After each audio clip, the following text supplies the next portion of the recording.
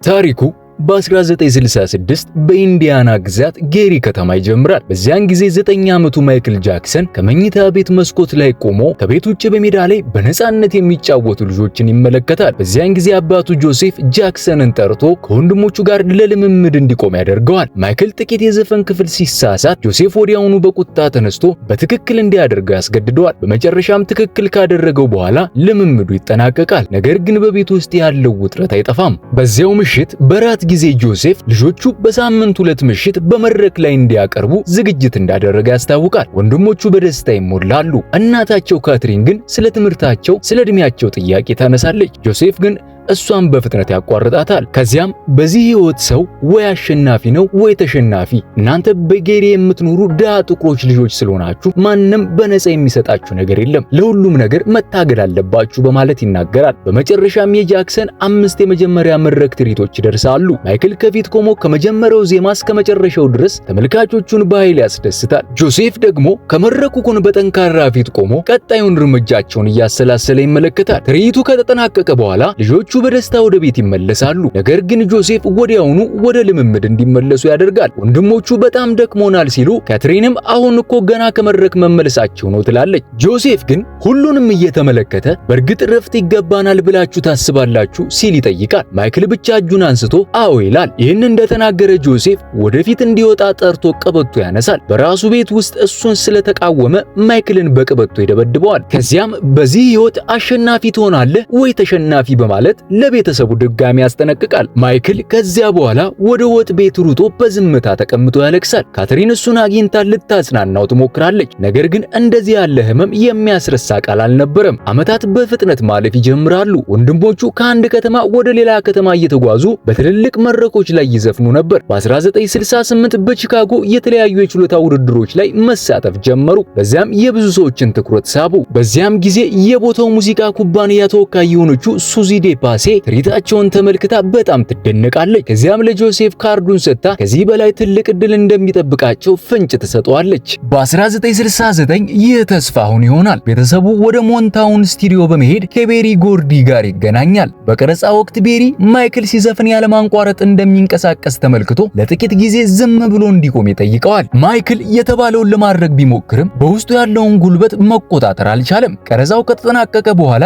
ቤሪ ወደ ጎን ጠርቶ አንተ ልዩ ተሰጥኦ ያለ ልጅ ነህ በማለት የቀረጻ ሂደቱን ያስረዳዋል። በሁለቱም መካከል የፕሮዲውሰርና ዘፋኝ ግንኙነት በላይ የሆነ መቀራረብ ይፈጠራል። ነገር ግን ጆሴፍ መጥቶ ወደ ቤት የምንሄድበት ጊዜ ደረሰ በማለት ውይይቱን ያቋርጠዋል። ማይክል ከመሄዱ በፊት ቤሪን አቅፎ ይሰናበተዋል። ቤሪም በፈለግከው ጊዜ ደውልልኝ ይለዋል። ከዚያም በኋላ ጃክሰን 5 የመጀመሪያ አልበማቸውን ይቀርጻሉ። የሙዚቃ ኩባንያው ግን ማይክል በእውነት 10 ዓመት ቢሆነውም በሰነዱ ላይ 8 ዓመት እንደሆነ ያስመዘግባል። ምክንያቱም ትንሽ ልጅ መስሎ መታየቱ ለህዝቡ የበለጠ እንደሚስብ አስበው ያደርጉታል። አልበሙን በፍጥነት ይሸጣል። በሙዚቃ ደረጃ ሰንጠረዥም ከፍተኛ ስፍራን ይይዛል። ብዙም ሳይቆይ ቤተሰቡ ከትንሿ ጌሪ ከተማ ወጥቶ በካሊፎርኒያ ውስጥ ወዳለ ትልቅ ቤት ይዘዋወራል። ማይክልም ቤሊ ብሬ የተባለ የግል ጠባቂ ይመደብለታል። ታዲያ በዚያን ጊዜ ወቅት ማይክል ወደ እናቱ ካትሪን ቀርቦ ጦጣ ማሳደግ እንደሚፈልግ ይነግራታል። ያንን እንስሳ ለምን እንደሚወደውም በደስታ ያስረዳታል። ካትሪን በትዕግስት ካዳመጠችው በኋላ ከዕድሜ እኩዮች ጋር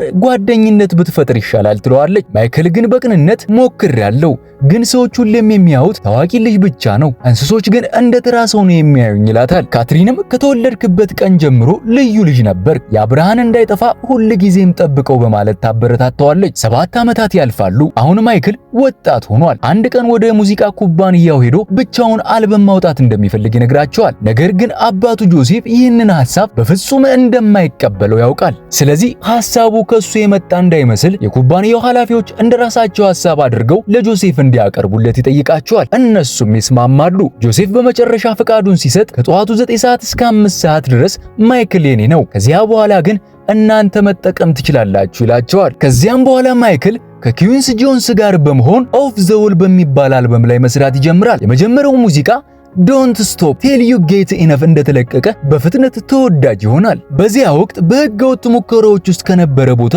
ባብልስ የተባለ ቺምፓንዚ ያድናል። ወደ ቤቱም አምጥቶ በልጅነቱ የወዳቸው የነበሩ የህፃናት መጽሐፍትን ያነብለታል። ባብልስም የህይወቱ ቋሚ አንድ አካል ይሆናል። ብዙም ሳይቆይ ማይክል የአፍንጫ ቀዶ ህክምና ያደርጋል። በቆዳውም ላይ የነበረው ችግርና ስለ ውጫዊ ገጽታ የነበረው ጫና ፊቱ ተመጣጣኝ እንዳልሆነ እንዲያስብ አድርጎታል። ሐኪሙ ምንም ችግር እንደሌለው ቢያረጋግጥለትም ቀዶ ህክምና ለማድረግ ግን ይወስናል። ወደ ቤት ሲመለስ በጸጥታ ሊገባ ይሞክራል፣ ግን ጆሴፍ በሩ ላይ ቆሞ ይጠብቀው ነበር። ፊቱን አንድ ጊዜ እንዳየው ለውጥ እንዳለ ይረዳል።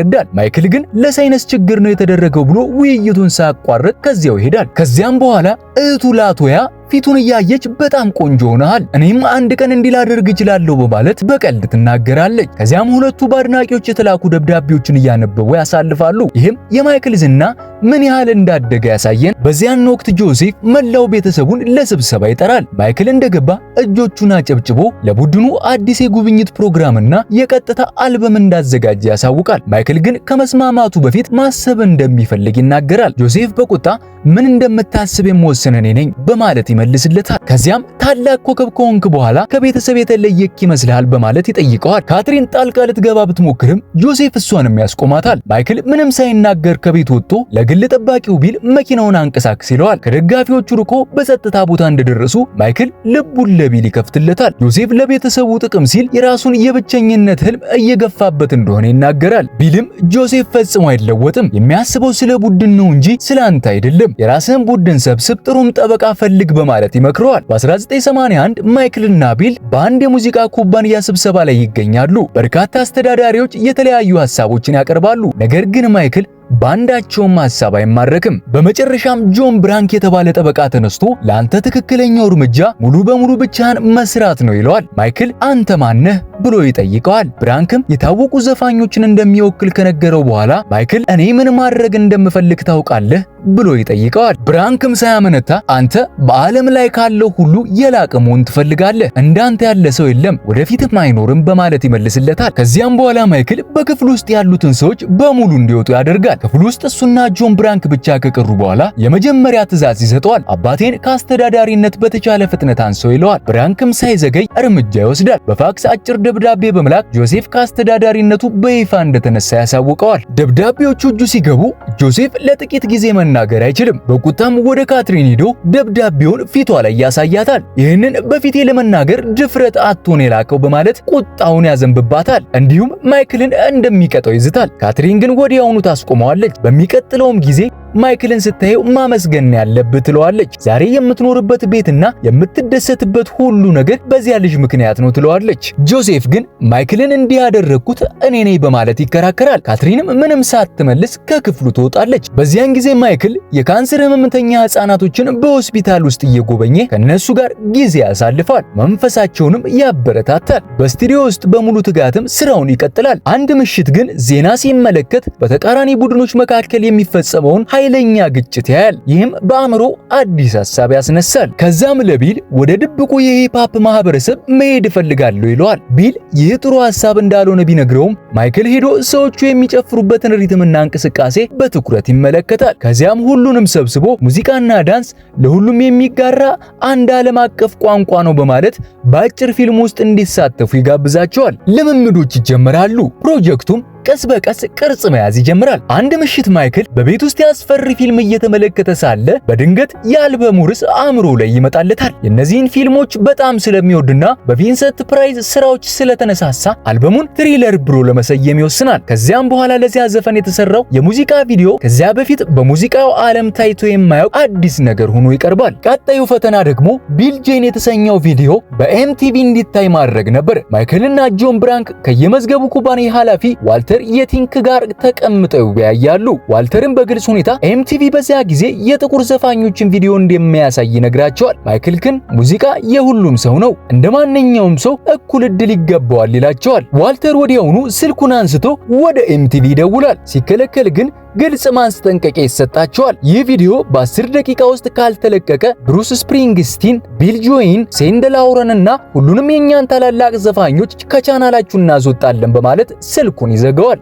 ማይክልም ይህንን ሲያይ በፈገግታ ፊቱ ይበራል። በ1988 ዓመተ ምህረት በካሊፎርኒያ መድረክ ላይ ቢልጄን እየዘፈነ ሳለ ለመጀመሪያ ጊዜ የዓለምን ቀልብ የገዛውን ሞንዎክ የተባለውን የዳንስ እንቅስቃሴ ያሳያል። በዚያን ጊዜ ትሪለር አልበም 25 ሚሊዮን ቅጂዎችን በመሸጥ ታላቅ ስኬትን ያስመዘግባል። ከመድረኩም ውጭ ያለው መንገድ እሱን ለማየት በመጡ ደጋፊዎች ይሞላል። ከዝግጅቱ በኋላ በተዘጋጀው የደስታ ዝግጅት ላይ ቤር ጎርዲ፣ ሱዛን ዴፓሲና መላው ቤተሰቡ ይገኛል። ጆሴፍም በመጠጥ ተጽዕኖ ውስጥ ሆኖ በቡድኑ የሚቀጥለውን ስራ ማቀድ ይጀምራል። ከዚያም ብዙ ሳይቆይ ጆሴፍ ከታዋቂው የመድረክ አዘጋጅ ጋር ዶን ኪንግ ጋር በሚስጥር ይገናኛል። ሁለቱም በመተባበር ቪክቶሪ ቱር ተብሎ የሚጠራ አዲስ የኮንሰርት ጉብኝት ማቀድ ይጀምራሉ። በተጨማሪም እንደ ፔፕሲ ያሉ ትልልቅ ኩባንያዎች ማይክል የምርታቸውን ፊት ለማድረግ ፍላጎት ያሳያሉ። ጆሴፍ በስሜታዊ ጫና ማይክልን ለማሳመን ይሞክራል። ማይክልም ቤተሰቡን ማሳዘን ስለማይፈልግ በመጨረሻም ይስማማል። የጉብኝት ዝግጅት በሚካሄድበት ወቅት ወንድማማቾቹ